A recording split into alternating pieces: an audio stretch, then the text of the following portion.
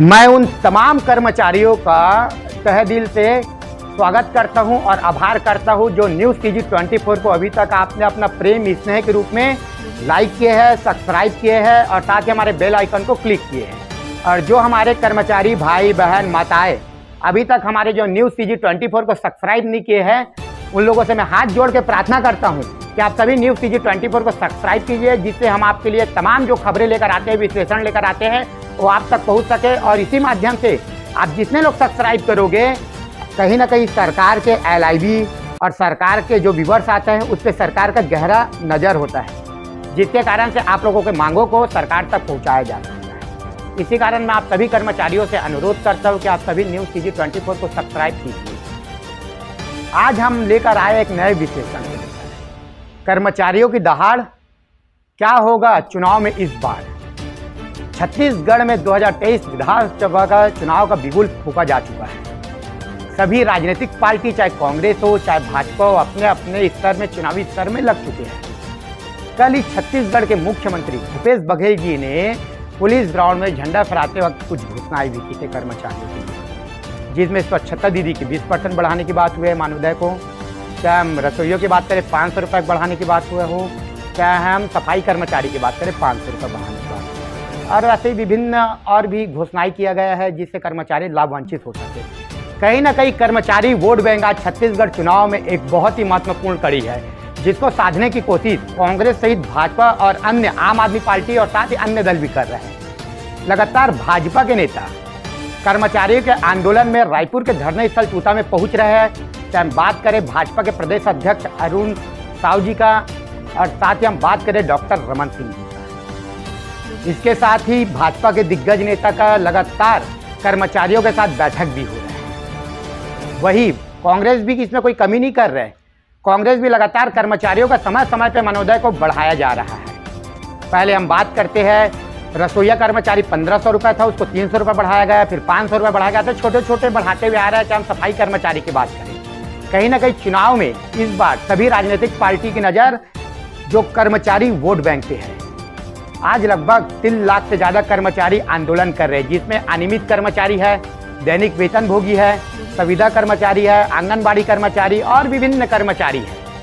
कहीं ना कहीं 3 लाख कर्मचारी मतलब होता है एक के घर में 5-5 वोट, लगभग 15 लाख वोट होते हैं। कहीं ना कहीं कर्मचारियों की ताकत सरकार अच्छे से समझती है, जिसके कारण से 2018 के विधानसभा चुनाव में सरकार जो उस समय विपक्ष में था, जिसमें हम बात कर सकते हैं दीपक बैज जी का, मोहन मरकाम जी का और भूपेश बघेल जी का। भूपेश बघेल जी ने तो ट्वीट भी किया था कर्मचारियों के मांगों को लेकर समर्थन करने के लिए, और साथ ही कांग्रेस के तमाम नेता लोग उस समय पहुंचे थे, और उसके बाद चुनाव में स्पष्ट बहुमत मिला था कांग्रेस पार्टी को। वही इस हार से सबक लेते हुए भारतीय जनता पार्टी के नेता इस बार कर्मचारी की ओर बिल्कुल नजरें उठाकर देख रही है और कर्मचारियों के बीच लगातार पहुंच के संघर्ष को समर्थन कर रहे हैं। और कहीं ना कहीं इस बार के विधानसभा चुनाव में कर्मचारियों के लिए जो घोषणा पत्र तैयार होगा उसमें बहुत ही महत्वपूर्ण स्थान देंगे। वही भूपेश बघेल जी भी लगातार कर्मचारियों के लिए घोषणा कर रहे हैं, लेकिन देखना यह है कि कर्मचारियों का मूड इस बार क्या होता है, क्योंकि अनियमित कर्मचारी लगातार सरकार से वादा खिलाफी का आरोप लगा रहे हैं। हम बात करते हैं 1 वर्ष पूर्व की, अनियमित कर्मचारी लगभग बूढ़ा तालाब में 72 घंटों तक का वहां जाम लगाकर बैठे थे, जिसमें लगभग 3 FIR भी हुआ था। जब हमने अनियमित कर्मचारी के प्रदेश अध्यक्ष रवि गढ़पाले जी से बात की, जो लगभग 50 संगठनों का प्रतिनिधित्व करते हैं, उन्होंने बताया कि लगातार कर्मचारियों के लिए जो आंदोलन कर रहा है, कहीं ना कहीं उसका सरकार पे बहुत ही गंभीर असर पड़ रहा है, लेकिन सरकार झुकने को तैयार नहीं है। सरकार के नुमाइंदे, मतलब हम बात करते हैं उन अधिकारियों की जो लगातार कर्मचारियों के साथ टेबल टॉक करते हुए नजर आ रहे हैं, लेकिन अभी तक का फिलहाल कोई नतीजे पे नहीं पहुंचा है।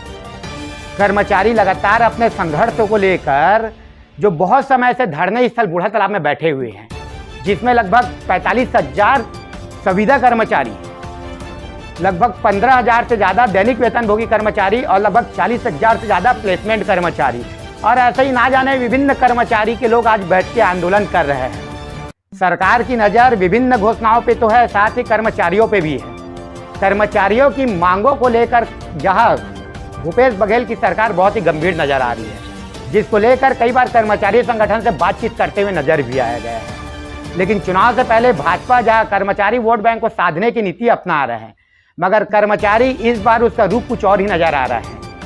लेकिन सरकार कहीं ना कहीं कर्मचारियों के साधने के लिए बहुत सारे प्रयत्न और प्रयास कर रहे हैं, जिसको लेकर कल 15 अगस्त में, क्योंकि चुनाव यहाँ से सिर्फ 4 महीने बस शेष बचा हुआ है और लगभग अक्टूबर के आसपास में आचार संहिता लगने वाला है छत्तीसगढ़ चुनाव में, जिसको लेकर सरकार बहुत ही गंभीर नजर आ रहा है। लेकिन वही कर्मचारी लगातार आंदोलन में भी बैठ चुके हैं और अनियमित कर्मचारी अपने आप को कहीं ना कहीं छला हुआ महसूस कर रहे हैं, क्योंकि सरकार ने जो 2018 के घोषणा पत्र में 10 दिनों में जो नियमितीकरण का बात किया है और बाकी कर्मचारियों को जो उचित होगा उसको पूर्ण करने की बात किया गया था, लेकिन अभी तक वो होते हुए नजर नहीं आ रहा है। आज ही शिक्षक फेडरेशन वाले भी हड़ताल में बैठ गए और ऐसे ही लगातार अन्य संगठन भी हड़ताल में बैठते हुए नजर आ रहे हैं। चुनाव के कुछ माह शेष बचे हुए हैं और कर्मचारी लगातार आक्रामक तेवर अपना रहे हैं छत्तीसगढ़ के कांग्रेस सरकार पे। कहीं ना कहीं दबाव बनाने की भी एक रणनीति पे चालू हो चुका है, जिसके कारण से अपने मांगों को लेकर लगातार सरकार के प्रतिनिधियों से मिलने के लिए और उन लोगों के मांगों को पूर्ण करने के लिए एक बहुत ही गहरा दबाव बनाया जा रहा है। देखना यह है कि आने वाले समय में सरकार और कर्मचारियों के बीच किस प्रकार से तालमेल बैठता है, क्योंकि छत्तीसगढ़ में भाजपा सरकार और कांग्रेस की सरकार, जो अभी विपक्ष में बैठे हुए भाजपा सरकार के, लगातार कर्मचारियों को साधने के लिए उसके धरने स्थल तूता में पहुंच रहे हैं। कहीं ना कहीं बात है अब 15 लाख वोट बैंक की, क्योंकि इन छत्तीसगढ़ में जो चुनावी समीकरण बैठता है उसके पर 1.5% से 2% रहता है, जिसकी ओर 1.5 से 2% गया उसकी सत्ता आया और कर्मचारियों की संख्या तकरीबन 15 लाख है और अपने आस पड़ोस को भी अगर मिला ले तो और ज्यादा हो जाएंगे। लेकिन देखना यह है कि कर्मचारी का रुख इस बार किस ओर होता है, क्योंकि कर्मचारियों की दहाड़ है इस बार। क्या होगा उनके मांगों को लेकर, देखना यह है कि आने वाले समय में भूपेश बघेल जी कर्मचारियों के साधने के लिए क्या आचार संहिता से पहले कोई बड़ी घोषणा करते हैं, जिससे कर्मचारी को इसका लाभ मिल सके और कांग्रेस सत्ता में रिपीट हो सके। लेकिन वही भाजपा सरकार जो कर्मचारी का वोट बैंक है उसको भली भांति परिचित हो चुका है, जिसके कारण से लगातार भाजपा के नुमाइंदे और भाजपा के बड़े नेता कर्मचारियों से मेल मुलाकात कर रहे हैं। लेकिन कर्मचारी भी कहीं ना कहीं इस बार अपने आप को जो 2018 में कांग्रेस द्वारा जो छला हुआ महसूस कर रहे हैं, जिसमें हमारे संवाददाता द्वारा कई बार अनेक कर्मचारी संगठनों के अध्यक्षों से बात किया गया है, जिसमें उन्होंने बताया कि कांग्रेस सरकार ने गंगा जल की कसम खाकर 10 दिनों में नियमितीकरण का वादा किया था, जो अभी तक 4.5 वर्ष बीत जाने के बाद भी पूर्ण नहीं हुआ है। कर्मचारी में एक भारी आक्रोश है और वही हम बात करते हैं उन महिला कर्मचारियों की जो अपने घर परिवार से दूर रायपुर के धरने स्थल तूता में बैठे हैं। कोई जगदलपुर से बैठे हैं, कोई दंतेवाड़ा से बैठे हैं, जो कोई गिदम से बैठे हैं, कोई कुंडा गांव से बैठे हैं, कोई अंबिकापुर से बैठे हैं, कोई मनेंद्रगढ़ से बैठे हैं, कोई जसपुर से बैठे हैं, कोई कवर्धा से बैठे हैं। ऐसे तमाम छत्तीसगढ़ के 32 जिलों से यहाँ कर्मचारी बैठे हुए हैं। लेकिन अभी तक जो अपने छोटे छोटे बच्चों को लेकर आते हैं जो महिलाएं, उन महिलाओं को भी जो उसकी जो पीड़ा है उससे सरकार अभी तक अवगत नहीं है। और छत्तीसगढ़ में हम बता देते हैं कि लगभग 90 लाख महिला मतदाता है, जिसमें लाखों की संख्या में छत्तीसगढ़ में कर्मचारी भी महिलाएं हैं। कहीं ना कहीं महिलाओं के लिए एक बात कहा जाता है कि महिलाएं जब अपने घर के बाहर में बैठ के जब 4 लोगों से बात करती है तो वो भी एक चुनाव के बहुत ही महत्वपूर्ण कड़ी होता है, क्योंकि चुनाव में जब सर्वे होता है तो महिलाओं का बहुत बड़ा योगदान होता है सत्ता बनाने में और सत्ता को छीन के विपक्ष पार्टी को देने में। लेकिन इस बार देखना यह है कि सबसे महत्वपूर्ण कड़ी क्या होता है, क्योंकि जो कर्मचारी संगठन है वो लगातार आंदोलन कर रहे हैं। किन लोगों की जो छोटे छोटे मांग है, जैसे नियमितीकरण की बात कर सकते हैं, जो अनियमित कर्मचारी लगभग 2.5 लाख से ज्यादा है। और साथ ही हम बात करेंगे रसोइयों की। रसोई सिर्फ कलेक्टर दर की मांग कर रहे हैं और कुछ ऐसे संगठन है जो अपने मनोदय बढ़ाने की बात कर रहे हैं। वही रसोइयों का और जो अंशकालीन सफाई कर्मचारी है उसका कल ही उसका मनोदय 5500 रुपये बढ़ाया गया है और स्वच्छता दीदी का 20% बढ़ाया गया है। साथ ही जो मेहमान प्रवक्ताओं का है उन लोग का भी कल बढ़ाया गया है। लेकिन कर्मचारी अभी भी असंतुष्ट नजर आ रहे हैं। देखना यह है कि इस बार जो विधानसभा चुनाव होगा कर्मचारी किस ओर अपना रुख अपनाते हैं, क्योंकि कर्मचारी जिस ओर जाएंगे उस ओर की सरकार बनना लगभग तय है छत्तीसगढ़ में, क्योंकि ये कर्मचारियों ने अपने ताकत 2018 के चुनाव में भी दिखा चुके हैं। कांग्रेस सरकार को 67 MLA देकर छत्तीसगढ़ के विधानसभा में पहुंचाया गया था।